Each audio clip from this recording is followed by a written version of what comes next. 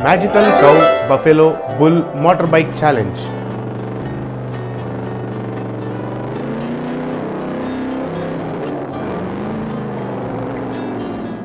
एक गांव में भूषण और विमला नाम के अमीर पति पत्नी रहते थे। उनको राधिका और रमेश नाम का बेटी और बेटा थे। राधिका को चंदन नाम का आदमी से शादी हो गया। रमेश ने मानसा नाम के गरीब घर की लड़की से प्यार करके शादी किया। विमला मानसा से सब घर का काम करवाती थी। उसके सामने कुर्सी पर भी नहीं बैठने देती थी।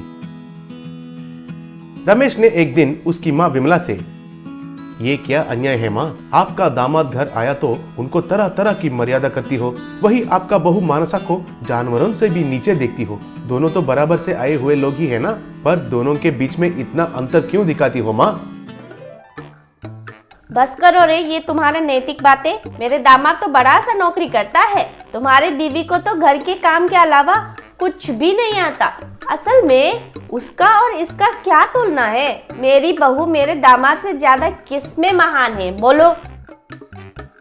ठीक है, ऐसा है तो तुम फिर कौन सा चीज में महान हो माँ? गरीब घर से आने से भी पिताजी तुम्हारा कितना अच्छे से ख्याल रखते थे, वो बात मत भूलो।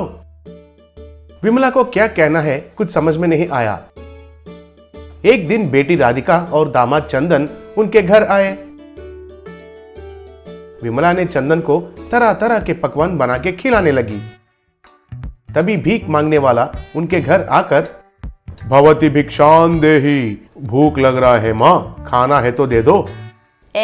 हमारे घर से खाने का खुशबू सूंघकर आए हो क्या? हम कुछ भी नहीं देंगे, जाओ जाओ। तभी मानसा ने तुरंत खाना लाकर उनको दिया। किसका पैसा दान कर रही हो? आज दिन भर तुमको खाना नहीं मिलेगा, जाओ। कोई बात नहीं सासू माँ, एक दिन नहीं खाऊंगी तो मुझे कुछ भी नहीं होगा। तभी भीख मांगने वाला एक मुनीश्वर के रूप में बदल गया। उनको देखकर विमला चौंक गई।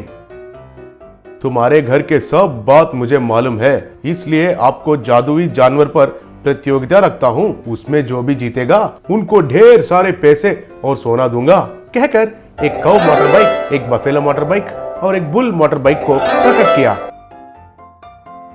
मैं इस रेस में भाग लूंगी स्वामी, वो पैसे और सोने सब मुझे चाहिए।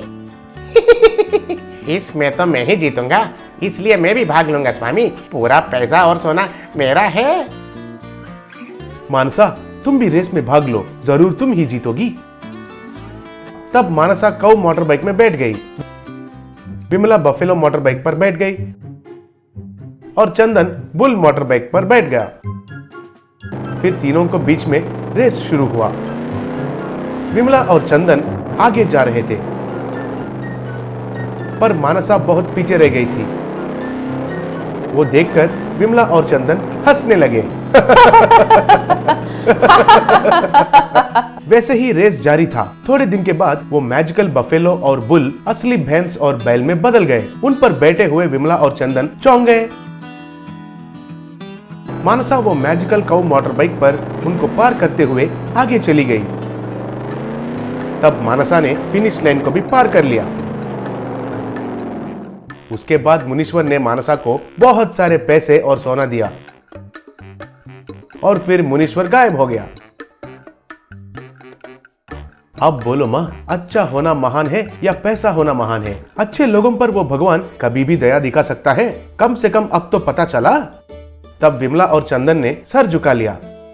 बाद में मानसा और रमेश बड़ा धनवान बन गए। माँ बाप को उनके पास ही रखे। मानसा विमला की बहुत अच्छे से देखभाल करने लगी।